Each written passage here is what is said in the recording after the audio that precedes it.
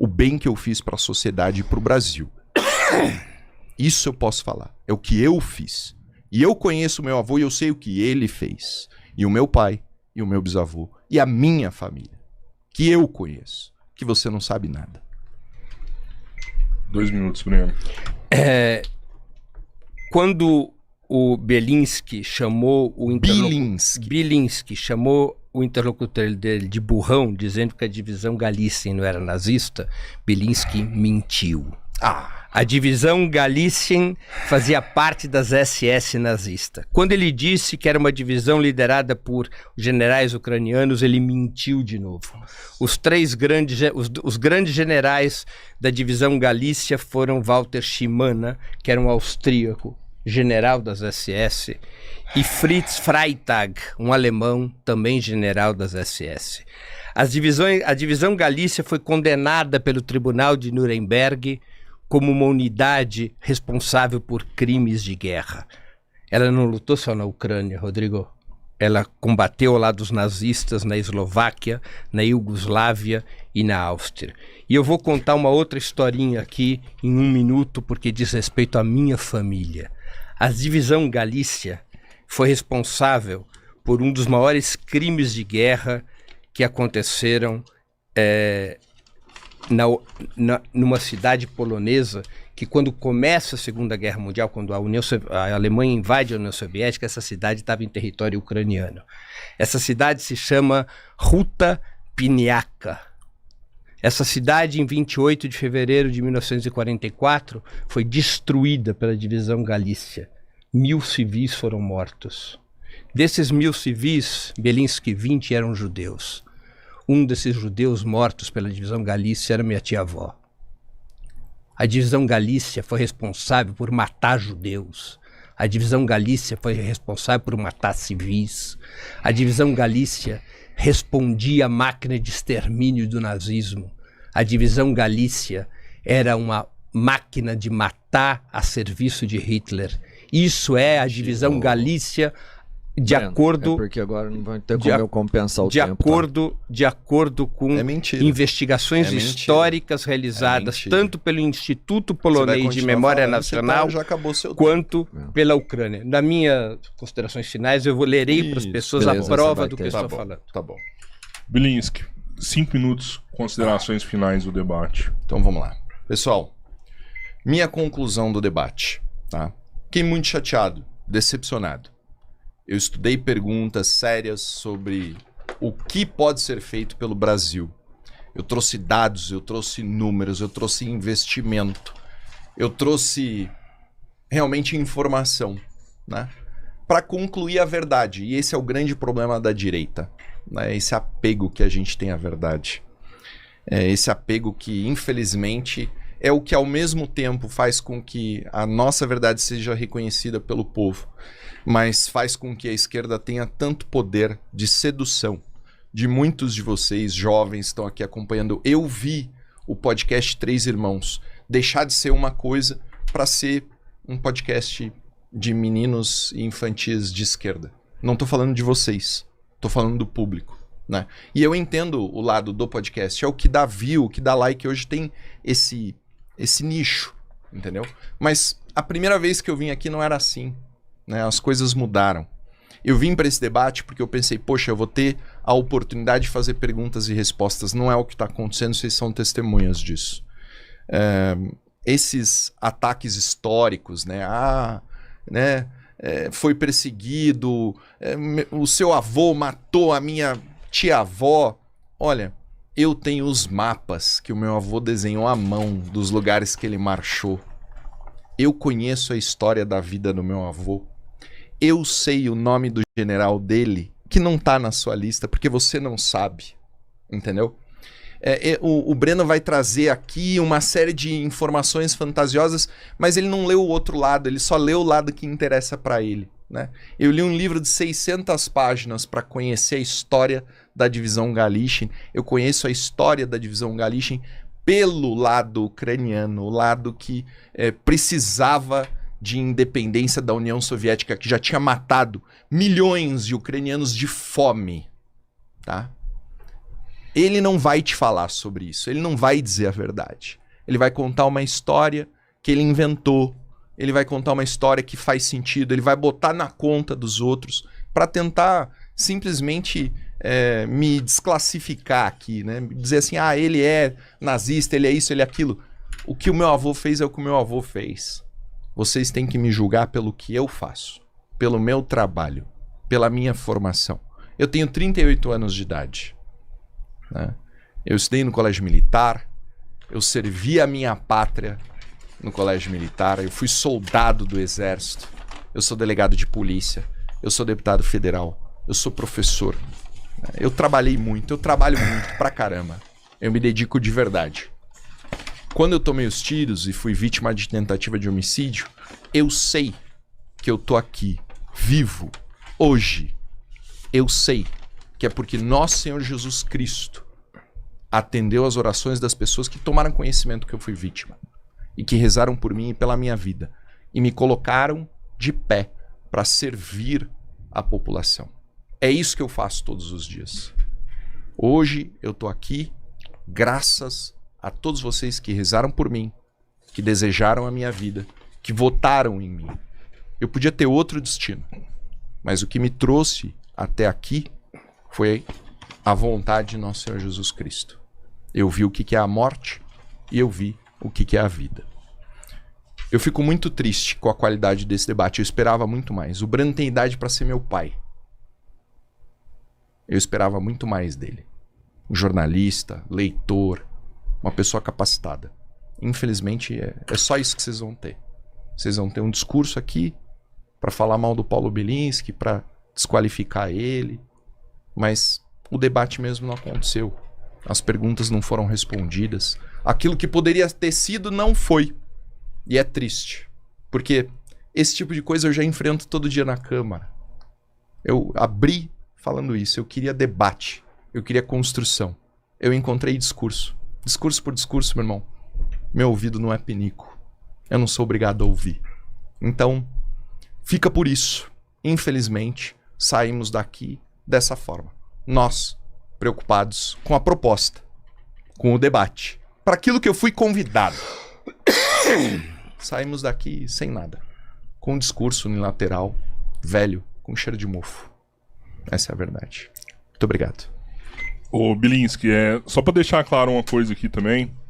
A gente marcou esse debate tem algumas semanas, né? Porra, até um mês? Mais de um mês, né? Hoje a gente bateu uma audiência de 12 mil pessoas. Foi tempo suficiente para vocês divulgarem nas redes sociais, Sim. chamar a audiência de vocês, né? Você foi um deputado eleito aqui em São Paulo com mais de 70 mil votos. Você tem uma base eleitoral, né? E o tempo pro debate é isso, é para chamar a audiência. A gente tem um chat hoje que não tem moderador, né? A gente é a favor da pessoa falar o que quiser e comentar o que quiser. Então, assim, o chat vai continuar aqui hoje, depois. Se amanhã você quiser pegar algum comentário, fazer alguma coisa com ele, né? Eu posso te dizer que a gente recebeu vários superchats. Tem perguntas pra você, tem perguntas pro Breno, tem perguntas, assim, espinhosas pros dois lados.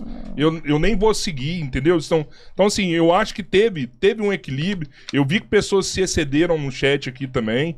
E aí fica a seu critério, fazer o que quiser. Mas também teve pessoas do seu lado aqui também que foram, né, espinhosas comentando pro Breno também, sabe? Então, é só isso, assim, sabe? É o Porque jogo. tem uma galera da direita que veio aqui, recente teve um cara que veio também, pô, o chat do Três Irmãos é de esquerda, é comunista, não sei o quê. Cara, principalmente Irmão, nos debates. Não é tenta nada todo mundo. contra vocês. Eu falei, pô, a gente é amigo sim. desde... Como é que é o nome? Araguari. Você foi um né? que acreditou na gente antes de todo mundo. Foi o primeiro podcast que eu consumi bebida alcoólica ao vivo. Vocês lembram disso? Oi. A primeira vez. E ainda bem que você é um cara grande, senão você corria o risco dele te pegar pela nuca, hein, pô. Não, Olha que comentário idiota, cara.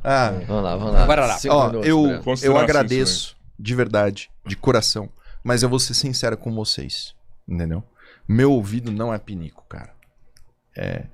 Tendo em vista o que aconteceu... Acabou o tempo dele? assim... Deixa eu só... foi isso. É ruim, é Beleza. chato. Entendeu? Pode. Não era essa a proposta, não foi pra isso que eu vim, não foi esse o convite. Mas você vai ter mais Entendeu? uns 30 segundos aí, Breno. Não, relaxa. Pra mim acabou. O seu problema, Belinsky, é que você mente muito. Mente muito. E a mentira atrapalha o debate. O único E é- bom, eu falei pro pessoal. Eu não vou ter meu deixa eu- tempo. Não, eu não vou ficar sendo agredido dessa forma, eu não agredi ele nenhuma vez, cara. Eu não vou Você ficar não sendo agrediu nenhuma vez. Não, Mas você é cínico, né? não. É cínico. Oh. Tem coisas que a gente aprende no parlamento, entre elas ser cínico. Pessoal, vamos fazer o seguinte. Encerrou, Ah, foi, eu foi tenho, muito, eu vou embora, foi mano. muito Eu vou embora. bacana. Eu tenho meu tempo. Bora. Tá bom? Falei o que você quiser. Beleza? Valeu. Obrigado. É demonstrativo da deselegância. É assim que funciona a extrema-direita, Estevão. pessoal. A extrema-direita é assim mesmo. Eles vão embora quando se sentem pegos na mentira. Essa é a característica da extrema-direita. Eu agora posso exercer meu tempo? Sim, tem. É muito importante, pessoal, mesmo tendo o Belinsky se retirado como se retirou, é muito importante para o debate político atual entendermos alguém que se identifica e entendermos as consequências de quando alguém se identifica com uma divisão nazista. A divisão Galicien foi uma divisão nazista. Eu aqui em nenhum momento coloquei em questão sobre o que fez ou deixou de fazer o avô ou bisavô dele. Não é disso que se trata. Se trata da mentira que Belinsky, mais uma mentira de Belinsky, mas a mentira que ele contou quando respondeu a um interlocutor na Rede X, dizendo que a Galicien não era nazista. Isso é uma mentira.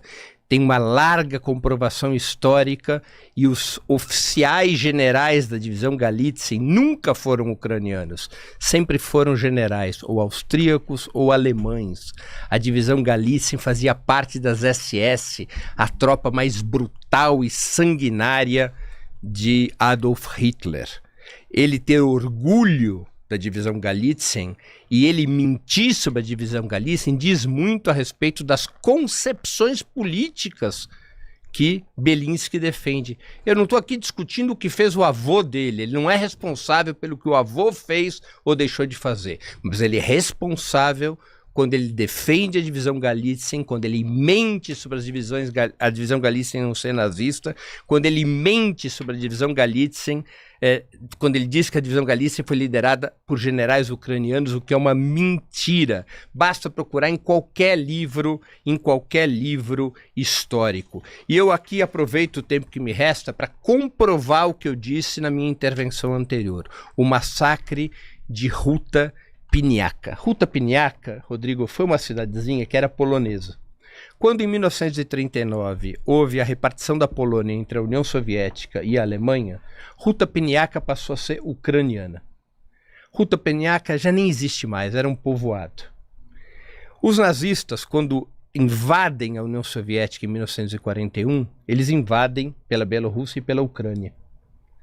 E a divisão Galitzin é constituída em 1943. E entre as barbaridades realizadas pela divisão Galitzin está o massacre de Ruta Piniaka. Eu vou ler, esse massacre ocorreu, como eu já disse, em 28 de fevereiro de 1944. Eu vou ler aqui uma breve informação de onde pode ser comprovada essa história que eu aqui estou trazendo a público.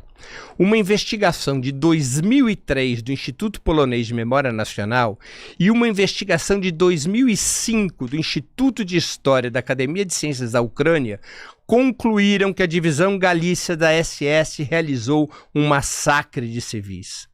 Elas divergem, o Instituto Polonês e o Instituto Ucraniano, quanto à escala e quanto à repartição de responsabilidades entre os ucranianos e seus comandantes alemães. Segundo o Instituto Polonês de Memória Nacional, entre 700 e 1.500 pessoas foram mortas, incluindo cerca de 1.000 moradores de Ruta Piniaka, além de pessoas de vilarejos vizinhos que haviam buscado refúgio na aldeia. A ação foi cometida pelo 4º Regimento Voluntário da Divisão Galitzin das SS e pela 14ª Divisão de Granadeiros Waffen-SS Galitzin, exatamente onde combateu o avô de Beliński, de quem ele tanto se orgulha. Testemunhas polonesas declararam que as ordens foram dadas por oficiais alemães. De acordo com relatos de testemunhas polonesas e publicações acadêmicas, policiais nazistas alemães estavam acompanhados por uma unidade paramilitar de nacionalistas ucranianos sob o comando de Włodzimierz Zenarzewski, incluindo membros do Exército Nacional Ucraniano. Entre os mortos de Ruta Piniaca, Rodrigo e Robertinho, estava uma das minhas tias-avós. Fazia parte do grupo de 20 judeus mortos pela divisão Galícia. Isso diz muito a respeito de quem é Beliński ao defender a divisão Galícia e mentir a seu respeito.